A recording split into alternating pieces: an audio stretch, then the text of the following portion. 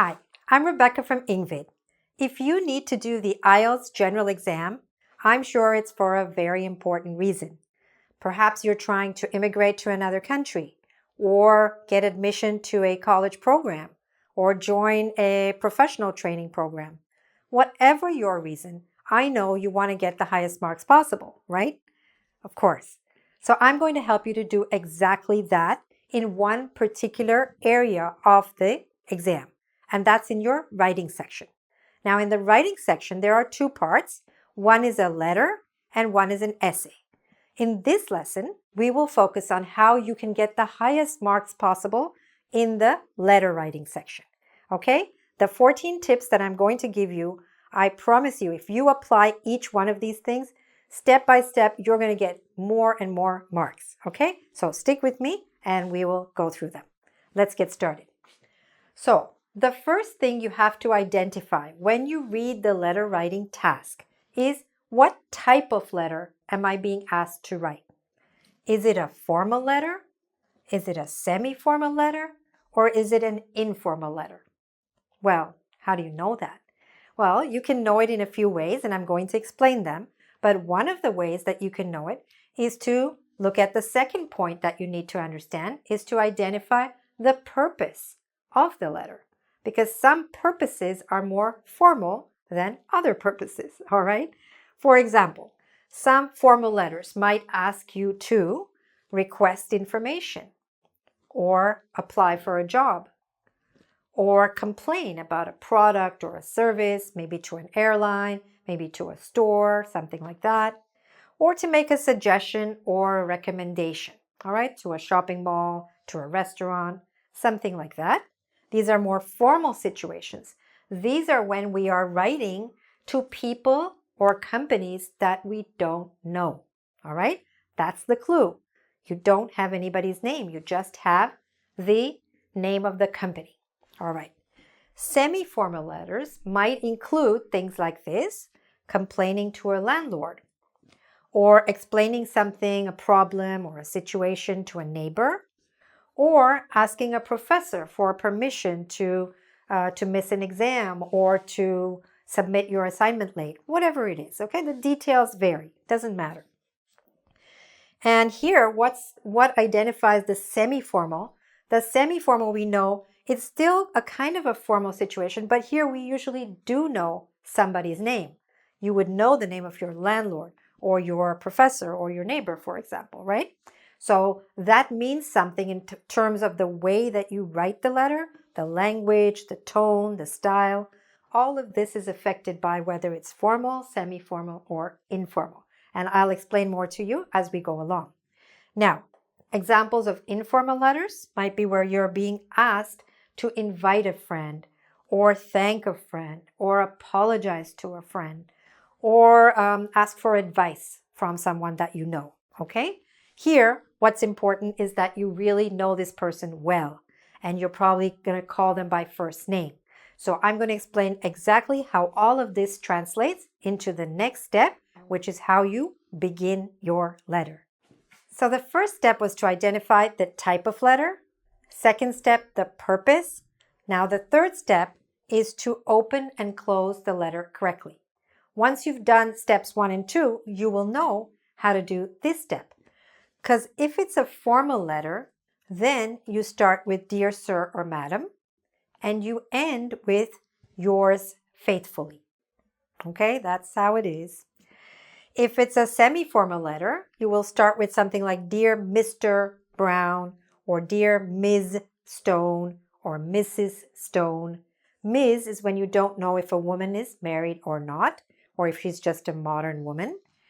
And you end the semi-formal letter with something like Yours sincerely, okay? What we're trying to do is to match up the formality of the situation with these terms that we're using, okay? The opening and closing salutations, they're called. These are called, all right? Next is the informal one. So here you know the person really well. It's your friend or a family member. And so you know you're going to call them by first name, right? So you might say, Dear John, Dear Susan. And then, because it's a warm friendship, or relationship, you can end in a warmer way by saying best regards or warm wishes. Now, what makes it a little bit easier for you, and this is a clue, is that usually in your letter prompt, in the task that the IELTS exam gives you, they will give you the letter situation and then they'll say, start your letter with Dear Sir or Madam, or Dear Mr. So-and-so, or Dear John. Now that helps you a lot because now you know if it's going to be a formal letter, a semi-formal letter, or an informal letter. And you will know how to end your letter, and you'll also know what to say in your letter and how to say it, which is what we're going to look at next. Okay, number 4, start the letter appropriately. That means based on whether you decided it was a formal letter, semi-formal, or informal, you need to use appropriate language, right? Let me give you an example. For formal or informal letters, we could start with something like this. I am writing to inquire about, okay?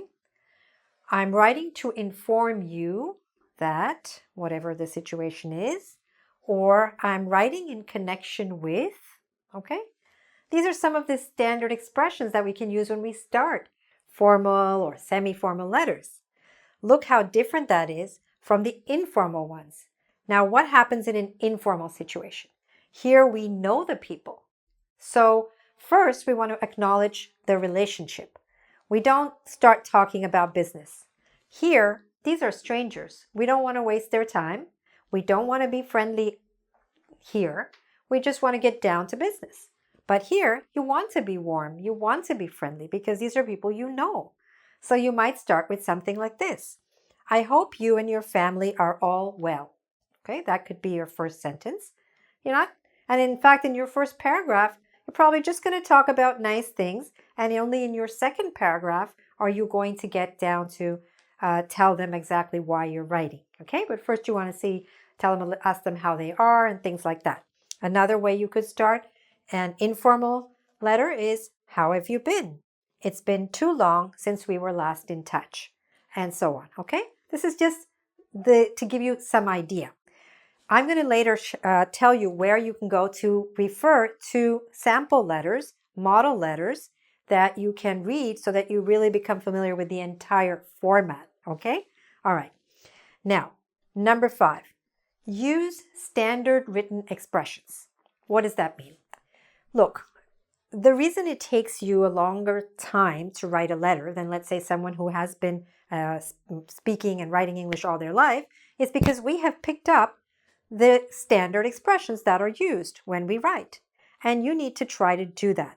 That will save you a lot of time, and it's very important, of course, on an exam to write as fast as possible. It's also important all your life to write email as fast as possible. So, by learning these standard written expressions, you will be able to get higher marks and save time and effort. So what are some of these standard expressions? Well, let's look at one example when we are asked to apologize about something. So if it's a formal situation, you could say something like, my sincere apologies for missing the meeting or missing the conference, something like that.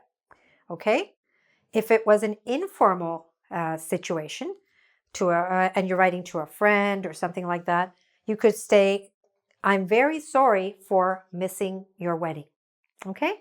See, you're still apologizing, but when it's formal, you use certain expressions, and when it's informal, you're going to use other kinds of expressions. But these are still expressions which you can learn. And again, you can download a list of these kind of expressions from the resource that I'm going to tell you about. Now, let's say you are asking for something, you're making a request. If it's a formal situation, you could say something like, I'd be grateful, or I would be grateful if you could please send me the information as soon as possible. Okay, for example. And if it's more informal, you could say, could you please send me the book as fast as you can. Okay, so you see that the tone varies based on whether it's formal, informal, or semi-formal. Okay, let's look at some other points. Okay, number 6, use correct spelling. Now you're going to say to me, Rebecca, I know that. And I know you know that. But unfortunately, sometimes, even on the IELTS, students are still making mistakes on words like these, which you know you're very likely to use. So you want to make sure that you really know how to spell these words. Of course, you can't know every word you're going to use, but there are some words you can definitely know will probably be there. So, for example, sincerely, people forget the E. Faithfully, people forget that there's two L's. And connection, people forget that there are two N's. That kind of example is okay. So just read over, when you read over many sample or model letters, you will see and you will find the words which appear very often. And make sure that you know how to spell those words so that you get higher and higher marks, which is our goal. Okay, number 7. Divide the letter, your letter, into paragraphs. Now, I know you know that, but let's just review it. So, of course, you will have an introduction and you will have a conclusion. And usually, IELTS letters, in the 20 minutes that you have and in the situation that they've asked you to write about, usually IELTS letters have about 4 paragraphs. Okay? So, introduction. Then the second paragraph will be describing the problem or the situation. The third paragraph will move into the solution or what action you're asking someone to take. And the last one is the conclusion, just the ending, okay? So make sure you divide your paragraphs, your letter into paragraphs. Now, when you do that, there are 2 ways to do it.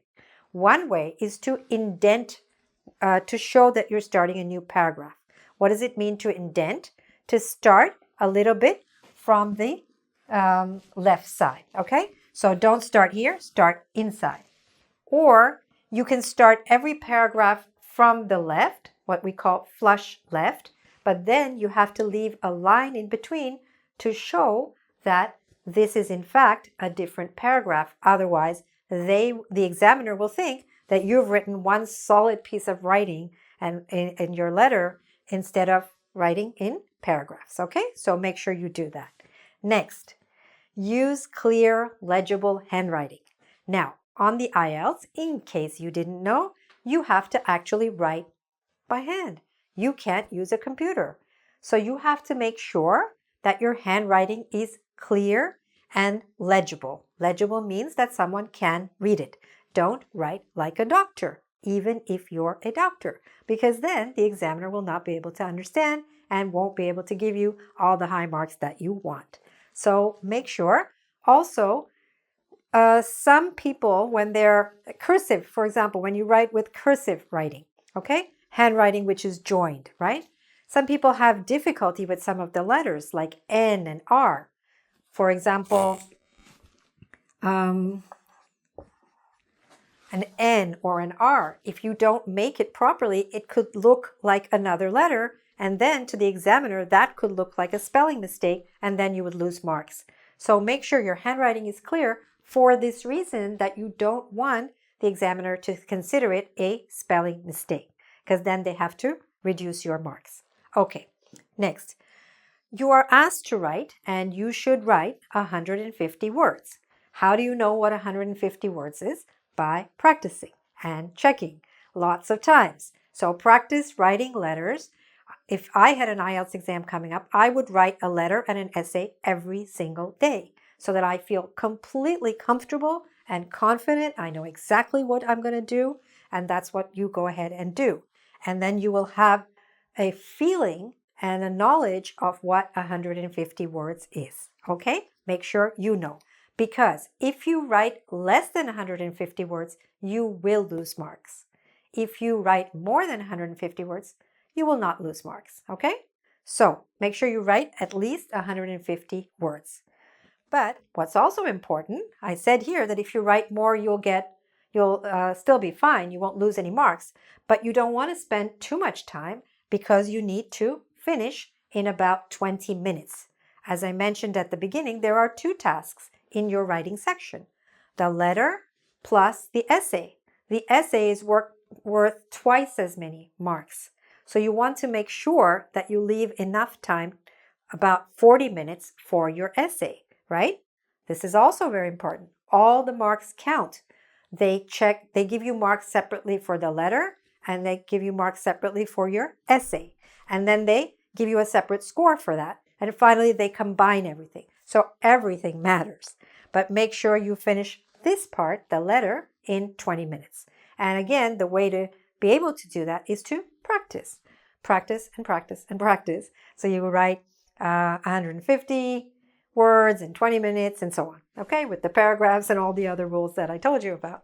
Okay, now number 11 tells you to include all 3 bulleted points. What do I mean by that? If you have looked at some sample letter tasks that appear on the IELTS exam, they give you the situation, and then they give you a second section which says, include this information in your letter. And they tell you 3 points. They're usually bulleted points, okay? When they have a little dot like this, it means it's a bullet. And you must do those things. If you don't do one of these, you will definitely lose a lot of marks. So for example, suppose it was a letter that you're being asked to write to a landlord. It might say, you want to write a letter, let's suppose, to your landlord because the neighbor is making a lot of noise every night and you're having a lot of problems. So they will say, in your letter, explain the situation. So you have to make sure you do that. Next, describe why it bothers you. Tell them you're a student. I mean, you need to make up a lot of information here. They don't tell you exactly what to write. Everyone on that in that examination hall is going to write a different letter, but you have to include certain points. And third, maybe suggest a solution. What are you going to do? So if you leave out one of these, you will lose marks. So don't do that. Always make sure whatever they have asked you to include, you include, and then include whatever else you have time for that makes sense according to the task you've been given. Okay? And a few more important points, which we will cover next. Okay, the last 3 points, which are also very important for you to get that really high score. Here we go. We're going to start from here and go upwards, okay? There is a reason behind this. Okay, number 12. Understand the scoring criteria. What does that mean? You're going to get your points or mark or grade based on certain things that the IELTS examiners want you to do in this task. So let's understand what those 4 things are. Number 1 is task achievement. That's a big word, but it simply means they want you to do everything you're supposed to do in the letter. Do all. Give a full response. Remember those 3 points and everything? Make sure you include all the bulleted points. You do what they ask you to do. And that you should write at least 150 words. You will see that in their criteria, a lot of the details of it is what I have covered also for you in these 14 points. All right. Coherence and cohesion. Coherence means that you present your ideas logically, it makes sense. You used paragraphs that are structured, okay? And cohesion means that it all goes together in a way that makes sense. For example, your ideas should make sense. They should sort of stick together. And you should use standard expressions that we talked about for apologizing, for thanking, for making a request, and so on, okay? The third point is lexical resource, they call it. What does that mean? That means they want to make sure that you're using your vocabulary correctly, naturally, fluently, okay? Lots of varied vocabulary, not the same words again and again. The last one, they also want to make sure that you use correct spelling. They do minus marks if you make spelling mistakes, okay? So be careful of that. We've talked about it before. And the last one is grammar, range, and accuracy. They want you to use varied grammar structures, all right? To write different kinds of sentences, simple sentences, complex sentences, compound sentences, right? Don't just write the same kind of sentences. And use correct punctuation and capitalization, which goes with proper English writing. Okay, now let's go upwards. What's the other really, really important thing that you need to do? to get very high marks in this letter writing section. Write a letter every day. Practice and practice this letter writing. But there's a second part to that. Practice and get your letters or letter checked by an IELTS teacher. Ideally, an IELTS teacher, not only an English teacher, because not every English teacher has IELTS experience or understands this exam or the demands of this exam. So the best, always try to get the best teacher you can get who really knows what you need to do. So try to get your letters checked by an IELTS teacher. Because if you keep practicing every day and nobody checks it, that's tricky, okay? There are 2 sections of this exam which you really cannot prepare for by yourself, according to me, and I've been teaching for a long time. So they are speaking and writing. Somebody has to give you feedback. When you get that feedback, you will know what you need to improve and correct to get that higher score and also to improve your English. So make sure you get some feedback somewhere along the way so that you know what's strong and what's weak, okay? And last, read model letters from reliable sources, but don't memorize them, okay? Don't memorize. Don't try to memorize the entire letter because you don't know exactly what you're going to get. But it will help you a lot to read sample letters and only from reliable sources. For example, I wrote a website called goodluckielts.com, and there are many sample letters, sample letter topics, and you can be sure that the English there is perfect. Unfortunately, there are a lot of websites today, and not all of them have perfect English, even in their so-called model essays or model letters, okay? So make sure whenever you go to a site that it is a site that you can be sure of so that you learn the right things and don't do any of the wrong things, okay? So what do you do now? Well, I suggest these things. Go to our website at www.engvid.com. Why? Because there you can download for free a resource which will contain all 14 of these points, okay, for you. So in case you didn't write them down, don't worry. I've written them all down for you clearly. Plus, you will get those expressions, those standard expressions that I mentioned you need to use to make your letter writing easier. You also will get sample letter topics so that you get some idea of what is a formal question look like, a semi-formal and informal, and also sample letters which I've written for you. Okay? So please grab that resource. It's free and it's available for you, for anyone who wants to download it. Okay? And while you're there, also check out our website because we have lots and lots of other resources which can help you and lots of videos and lessons which can help you do better on your IELTS. And subscribe to my YouTube channel because that will really help you improve your grade in terms of very many aspects that go into making a really good English speaker and English writer. All right, I wish you all the best with your IELTS and with your English. Thanks very much for watching. I know you're a serious student and I'm sure you're going to do well. All the best.